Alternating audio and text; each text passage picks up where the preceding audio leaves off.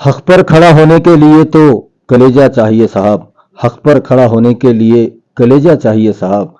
तलवे चाटने के लिए तो जबान ही काफ़ी है। 25 मई 2025 और परभनी एजुकेशन सोसाइटी जो कि परभनी F88 और ये जो सोसाइटी है डॉक्टर जाकिर हुसैन के नाम से पूरे परभनी नहीं बल्कि पूरे महाराष्ट्र में जानी जाती है। और ये महाराष्ट्र का सबसे नंबर वन का रहा हुआ इदारा ऐसे था जब इसको 1968 में मरहूम अलहाज रशीद इंजीनियर साहब और उनके साथ के उस वक्त के तमाम दानिश्वर और परभनी के जिम्मेदार लोगों ने इसे इस सोच से लगाया था उस छोटे से पौधे को कि आने वाली पीढ़ियां जो हमारी कौम व मिल्लत के बच्चे हैं वो पढ़ लिख कर तरक्की करेंगे। और मैं बात कर रहा हूं मरहूम अलहाज रशीद इंजीनियर साहब के छोटे भाई डॉक्टर MA करीम साहब जिनके नाम से परभनी का मशहूर मरूफ करीम हॉस्पिटल है। उनके फर्जन डॉक्टर हमीदुल करीम साहब जो कि डॉक्टर जाकिर हुसैन जो ये परभनी एजुकेशन सोसाइटी है उसके लाइफ मेंबर हैं।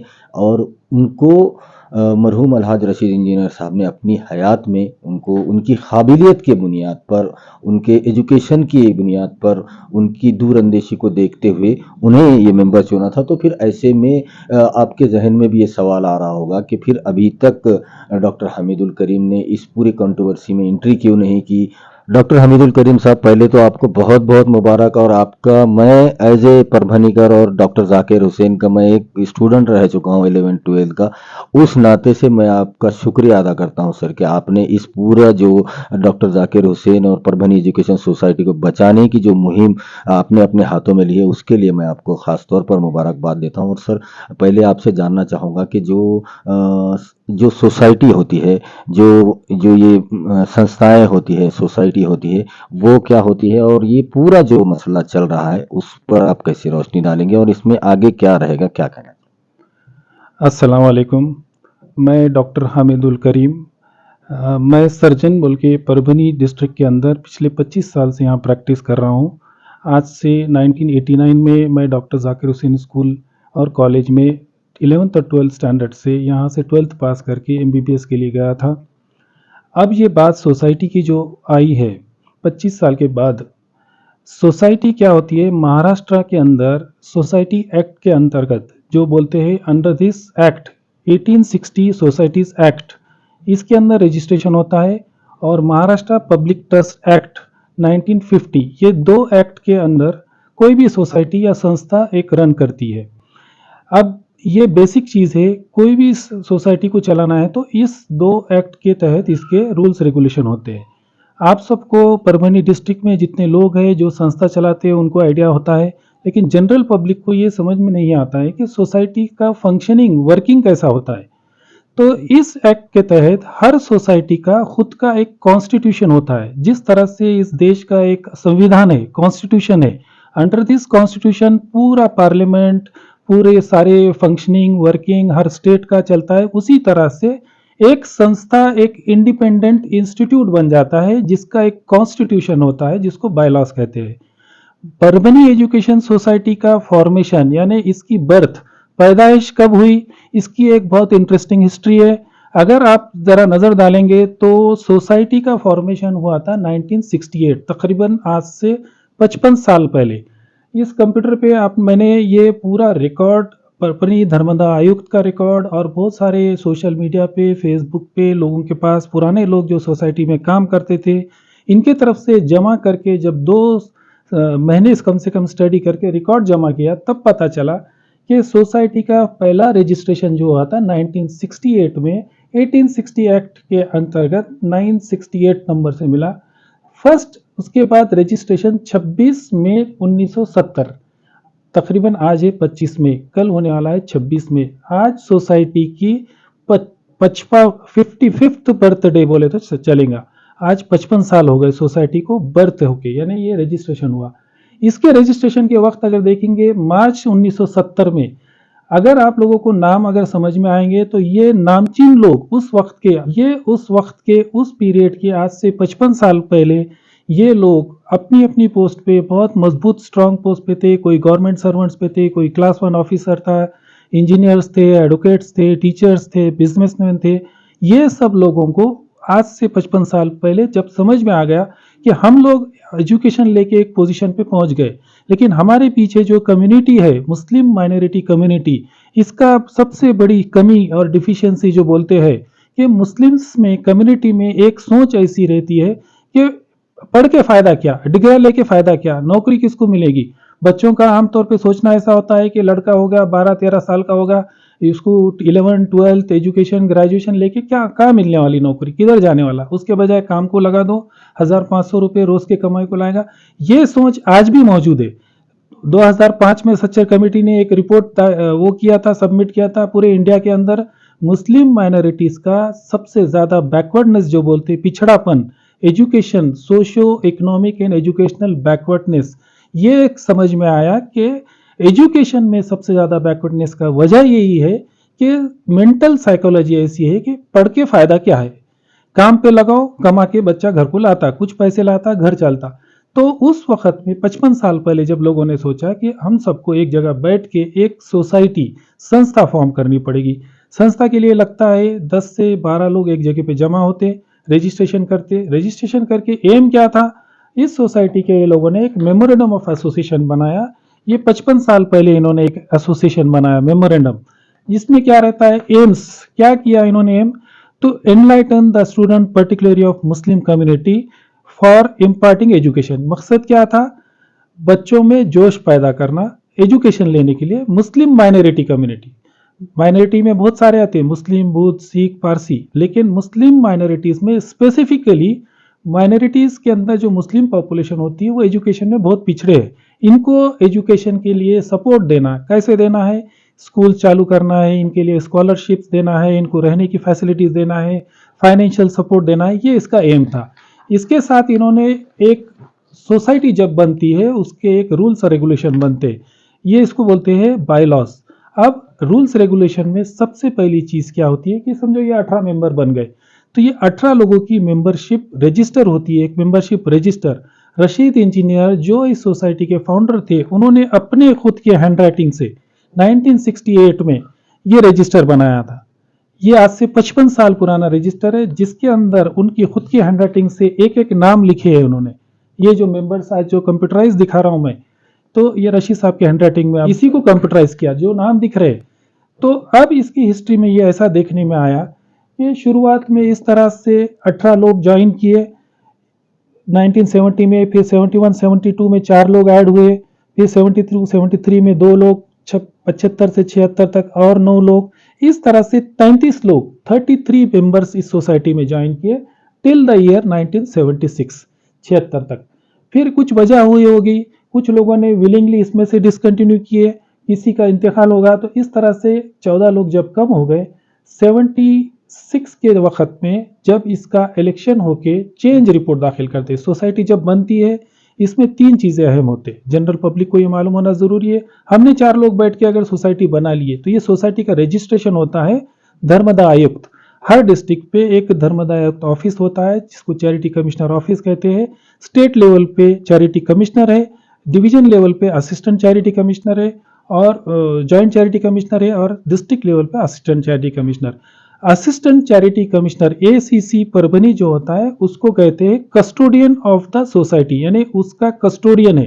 Total control charity commissioner office का रहता है, जहां पर ये मेमोरेंडम ऑफ एसोसिएशन सबमिट होता है, और इसको एक लीगल जुडिशियल शेप होता है। इसके अंदर किस तरह से मेंबर्स बनाना है, पैटर्न वर्किंग का कैसा रहेगा, इलेक्शन कितने साल को होगा, प्रेसिडेंट सेक्रेटरी का टेन्योर कैसा रहेगा, यह दिया रहता है। अगर आप परभनी एजुकेशन सोसाइटी की घटना, ये जनरली लोगों को खाली डिस्प्यूट समझ में आते हैं, इस घटना के बारे में किसी ने रिसर्च नहीं किया, स्टडी नहीं किया। रशीद इंजीनियर ने पर्सनली महाराष्ट्र क्या इंडिया के वो मुस्लिम पर्सनल लॉ बोर्ड के मेंबर थे, वो डिफरेंट बड़े बड़े एसोसिएशन के मेंबर थे, डिफरेंट एजुकेशनल इंस्टीट्यूट्स विजिट किए। पर्सनली विजिट करने के बाद उन्होंने ये रूल्स एंड रेगुलेशन जो घटना बनाने के लिए ये सब जमा करके कंपाइल करके एक ऐसी घटना तैयार की थी कि जो सोसाइटी 50 साल तक विदाउट डिस्टर्ब हुए कि आज ये घटना आज भी ये मंजूर है। तो इसके अंदर क्या है कि मेंबर्स कौन होना, कैटेगरीज कैसी रहेगी, बेसिक क्या था, पैटर्न। ये घटना के अंदर स्पेसिफिक लिखा है कि पैटर्न बोल तो संरक्षक, कुछ भी होगा तो सबसे ज्यादा बचाने वाला एक इंसान है, जिसका पर्सनली नाम से एमए रशीद इंजीनियर है, और he will be the pattern for the whole life. फिर उसके बाद लाइफ मेंबर्स है। फॉर एग्जांपल प्राइमरी मेंबर जो होते हैं, अगर 20 मेंबर्स है तो लाइफ मेंबर उसमें से चुने जाते थे 20%, 20%, 10 में से 2, 20 में से 4 लाइफ मेंबर्स और पैटर्न मिलके वर्किंग ऑफ द सोसाइटी के लिए एक बोर्ड ऑफ लाइफ मेंबर बनाया जाता था। सोसाइटी में 33 लोग थे। अब 33 लोगों, कुछ लोग औरंगाबाद में रहते थे, कुछ नांदेड़ में रहते, लातूर में, बीड़ में, अलग अलग डिस्ट्रिक्ट से अलग अलग उससे आए थे। सोसाइटी को अगर वर्क करना है, इतने स्कूल चलाना है, तो इसका एक बोर्ड रहता। कोई भी बैंक हो गया या कोई बड़ी इंस्टीट्यूट हो गया, उसका एक बोर्ड बनाया जाता है 4-5 लोगों का, जो डे टू डे पॉलिसीज लेते, मीटिंग्स लेते, डिसीजंस लेते, उसको फास्ट फंक्शनिंग के लिए इंडिया के अंदर, महाराष्ट्र के अंदर ये रूल है कि एक बोर्ड ऑफ लाइफ मेंबर बनता है। तो बोर्ड ऑफ लाइफ मेंबर में एक लिमिटेड 4-5 लोगों का बोर्ड रहता है। तो प्राइमरी मेंबर से लाइफ मेंबर बोल के पैटर्न को पावर्स थे कि वो लाइफ मेंबरशिप दी जाती थी वो किसी को, फिर उससे बोर्ड ऑफ लाइफ मेंबर बनता। प्राइमरी मेंबर बनने के लिए जो रिक्वायरमेंट रहती थी, उसको कौन बना सकता? मेजॉरिटी ऑफ लाइफ मेंबर या पैटर्न। तो इस रूल्स और रेगुलेशन के हिसाब से अब लोगों को लगता है कि मुझे भी मेंबर बनना है, मुझे मेंबर बनना है, तो उसके बायलॉज के हिसाब से चलना पड़ेगा। इसके बाद घटना के अंदर क्या दिया? इलेक्शन। हर 3 साल को इलेक्शन होना है। 3 साल के बाद में इलेक्शन होके इसके अंदर जो president, secretary, vice president, vice secretary, managing committee का जो सिलेक्शन होता, 9 मेंबर्स की मैनेजिंग कमेटी, ये 9 मेंबर्स की मैनेजिंग कमेटी का चेंज रिपोर्ट, जिसको बोलते बदल, हर 3 साल को बदल होता है। ये बदल अर्ज जिसको कहते हैं, ये सबमिट करना है चेंज रिपोर्ट चैरिटी कमिश्नर के ऑफिस में। जब ये सबमिट होता है उसे कहा जाता है शेड्यूल 3। यानी आज समझो इलेक्शन हो गए, चेंज रिपोर्ट में ये दाखिल हो गया कि अब इसको शेड्यूल 3 सबमिट करते हैं। जब वो मंजूर हो जाता है वहां से चैरिटी ऑफिस से, उसको बोलते हैं शेड्यूल 1। शेड्यूल 1 मीन्स मंजूर change report, schedule 3 means submit हुआ हुआ चेंज रिपोर्ट।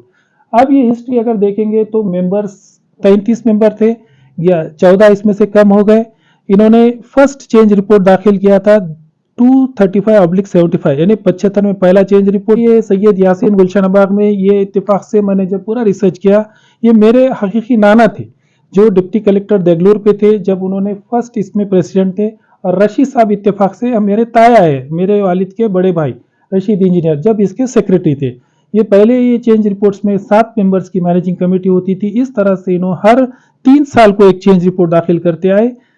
इसके बाद कभी भी आप इसकी तारीख देखेंगे तो फॉर एग्जांपल 19 मेंबर्स है, 19 मेंबर में ये 4 मेंबर जो होते थे बोर्ड ऑफ लाइफ मेंबर, 4 से 5। एक एग्जांपल बोल के बता रहा हूं कि आज से 55 साल पहले जिस मकसद से बड़े बड़े लोग, एजुकेटेड लोग, बिजनेसमैन, ये लोगों ने कम्युनिटी के वास्ते, मुस्लिम समाज के वास्ते, बैकवर्ड जो बहुत गरीब लोग हैं इनके वास्ते फ्री ऑफ कॉस्ट एजुकेशन देने का मकसद, राइट फ्रॉम प्राइमरी स्कूल पहली से लेके 10वीं तक, फिर जूनियर कॉलेज, इनका मकसद जो था, फिर धीरे धीरे हर जैसे जैसे वक्त गुजरता गया, कुछ लोग का इंतकाल होगा, जैसे 2 मेंबर्स लोग रेजोल्यूशन लेकर, मीटिंग लेकर डिस्क्वालीफाई होता था, क्योंकि इसमें एक क्लियर कट डिस्क्वालिफिकेशन का एक वो है क्लॉज कि जो भी सोसाइटी का मेंबर अपने आप को इन्वॉल्व करता है सोसाइटी के एक्टिविटी के खिलाफ में, जैसे मेजर करप्शन होगा या किसी दूसरे को अपॉइंट कर दे रहा, पैसे की बात आ जा रही, तो ये सब चीजें सोसाइटी के इंटरेस्ट के खिलाफ है। सोसाइटी बनाई गई है गरीब लोगों के लिए, हकदार लोगों के लिए, मेरिटोरियस लोगों के लिए, लेकिन अगर ऐसी कोई चीज नजर में आती है तो उसको डिस्क्वालीफाई। इस तरह से आप लोगों को 2 लोग डिस्क्वालीफाई हुए थे 1985 में।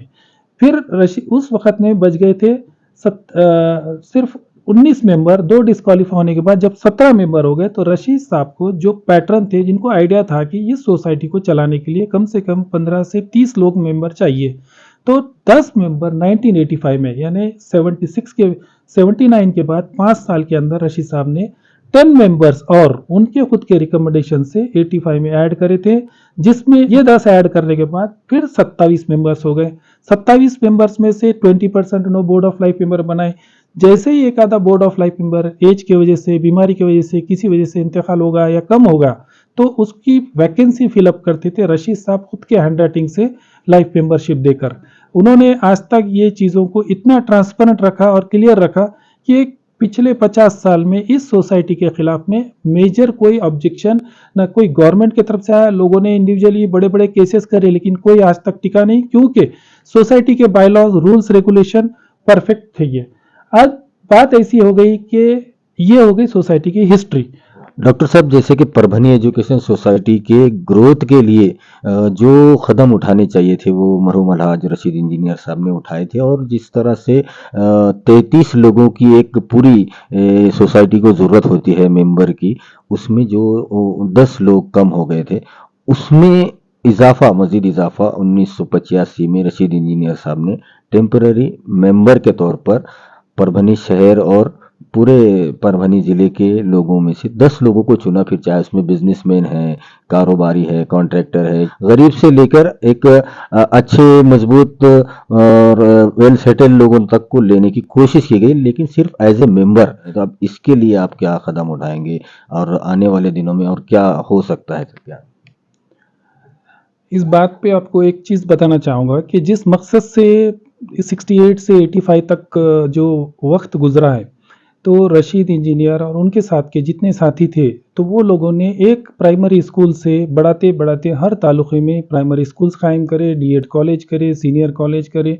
जैसे ये सोसाइटी एक छोटा सा दरख्त एक बड़े इसमें फैल गया, तब उनको लगने लगा कि अब इसको मैनेजमेंट के लिए अपने को एडिशनल लोग ऐड करना पड़ेगा, जो सोसाइटी के लिए एक हेल्पफुल रहेंगे।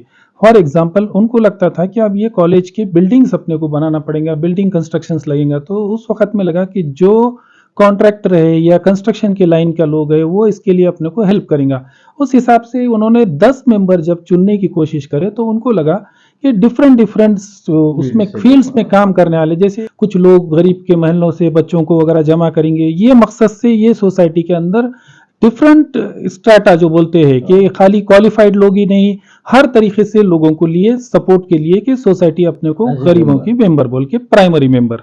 बात क्या आ गई कि इसके बाद 85 के बाद जैसा जैसा वक्त गुजरा, रशीद साहब ने कुछ चीजें अंदर सोसाइटी की क्लैशेस होती है। कुछ लोगों बहुत ज्यादा एम्स रखते, किसी को लगता था कि भाई रशीद साहब ये बहुत ज्यादा हो रहा, तो उन्होंने 85 के बाद 2020 तक टिल 2020 सोसाइटी की बर्थ हो गई 70 में, 85, उसके बाद 2020, तो उसकी खुद उम्र सोसाइटी की एज बोलेंगे तो 40 से 45 हो गई। जो लोग 60 78 में ज्वाइन किए थे, जब उनकी एज थी 35-40 साल, तो वो 80-85 साल के हुए, कुछ की एज की वजह से एक्सपायर हो गए।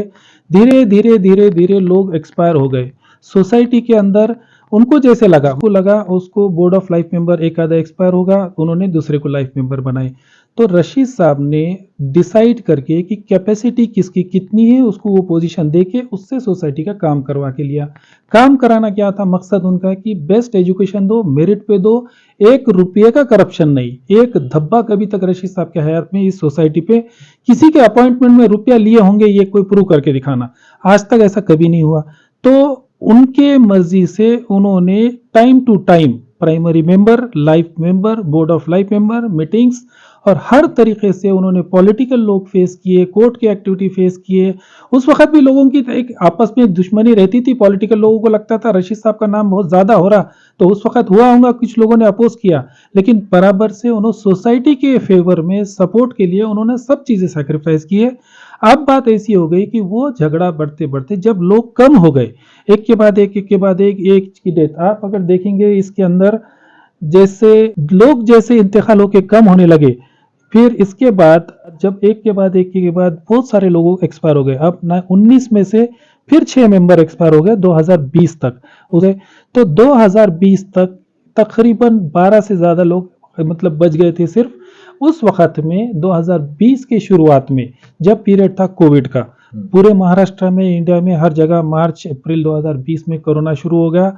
उस वक्त में रशीद साहब जो पूरा दूर अंदेशी रखते थे, फोरसाइटनेस था इस सोसाइटी को पिछले 40-45 साल से, प्रेसिडेंट, सेक्रेटरी और पूरे सोसाइटी के हर स्टाफ के साथ कांटेक्ट में रह के इसको कैसा आगे फ्यूचर में 2020 में इसके अंदर बच गए 12 मेंबर। सिर्फ 12 मेंबर्स के अंदर तकरीबन मोर देन 50% लोगों की एज 80 के ऊपर क्रॉस हो गई।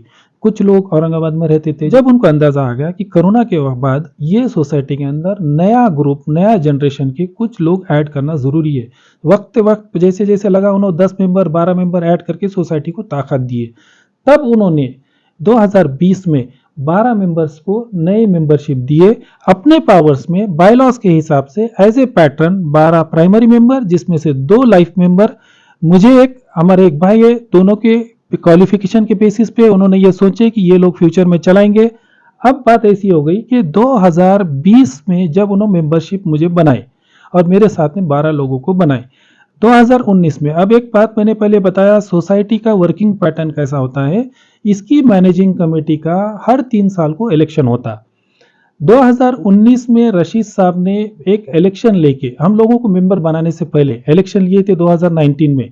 19 से लेके 2022 तक जो 3 साल का पीरियड रहता है, इसकी उन्होंने इलेक्शन लेके मैनेजिंग कमेटी बना के ये चेंज रिपोर्ट दाखिल करे थे असिस्टेंट चैरिटी कमिश्नर परभनी। तो 3 साल के टेन्योर के वास्ते वो मैनेजिंग कमेटी तो उस वक्त रशीद साहब ने खुद अपने हाथों से प्रेसिडेंट और जान मोहम्मद सेक्रेटरी बोल के उन्होंने सबमिट किए। इत्तेफाक से जान मोहम्मद का इंतकाल होगा फरवरी 2020 में और रशीद साहब का इंतकाल होगा मई 2020 में। तो प्रेसिडेंट सेक्रेटरी का इंतकाल होगा, लेकिन 9 में से 7 मेंबर जो थे अब 2022 तक इनका टेन्योर बाकी था। हम लोग को मेंबर बना लिए, तो हम तो उस वक्त रशीद साहब का जैसे इंतकाल होगा फैमिली के लिए हमारे लिए सबसे बड़ा शौक था। हमारा इतना बड़ा आदमी चलेगा, सोसाइटी वगैरह ये सब चीजें तो चलते रहेंगी, कोई सीनियर लोग, मुझे लगा कि ये सब लोग सीनियर है, ये सब मिलके आपस में ये सेटल कर लेंगे। डिस्प्यूट इतना बड़े लेवल पे जाएगा इसका अंदाजा नहीं था। इस वजह से हम लोग बोले इनका टेन्योर जब तक चल रहा है चलने दो। फिर कुछ बातें ऐसी हो गई कि जब मैं सर्जन बोल के था, इंडियन मेडिकल एसोसिएशन की तरफ से मैं नोडल ऑफिसर था कलेक्टर ऑफिस में। कमिश्नर साहब जो आते थे औरंगाबाद से कोविड के हॉस्पिटल्स के लिए, उनका ज़्यादा वो था। उस वक्त में तो लाइफ ऐसी हो गई थी कि जिंदगी और मौत से लोग जुड़ रहे थे। हर घर का एक इंसान कोविड में कम से कम गया है, बड़े बड़े लोग चले गए। तो वो हमको कोविड हॉस्पिटल वगैरह, ये कोविड की जो वेव है, पहली वेव, दूसरी वेव, तीसरी वेव खत्म होते होते 2022 तक चलेगा।